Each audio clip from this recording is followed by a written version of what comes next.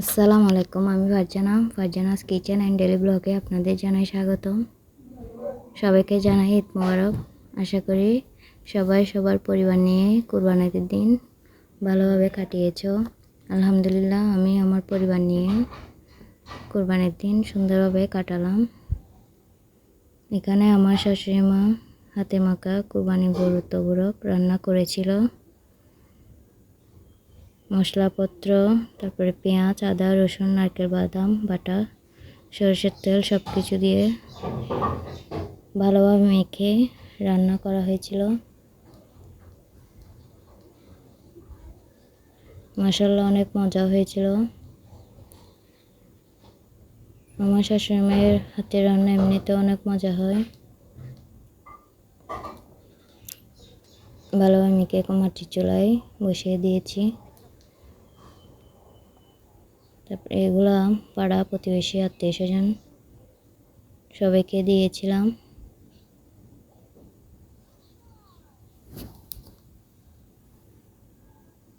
তো এভাবে হচ্ছে আস্তে আস্তে করে। এটা হচ্ছে যে ফাইনাল লুক।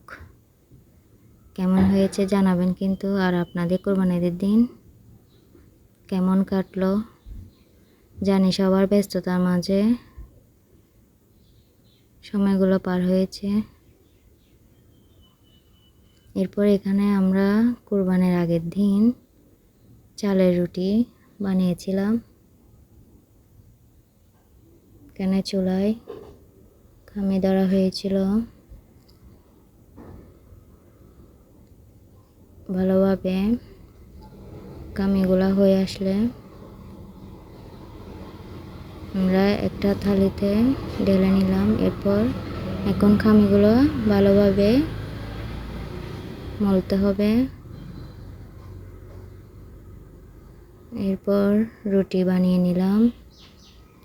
এখন আমি ফ্রাই প্যান বসিয়ে চুলায় এক এক করে রুটিগুলা ছেঁকে নিব।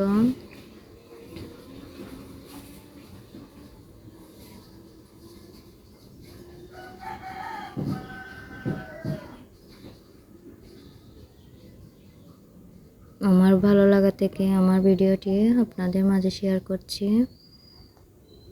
প্লিজ আপনাদের যদি আমার ভিডিওটি একটু হলেও ভালো লাগে তাহলে আমাকে সাবস্ক্রাইব করবেন, লাইক করবেন, পাশে থাকবেন।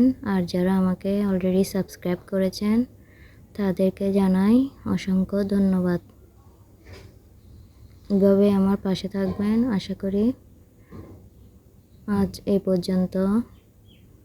সবাই ভালো থাকবেন।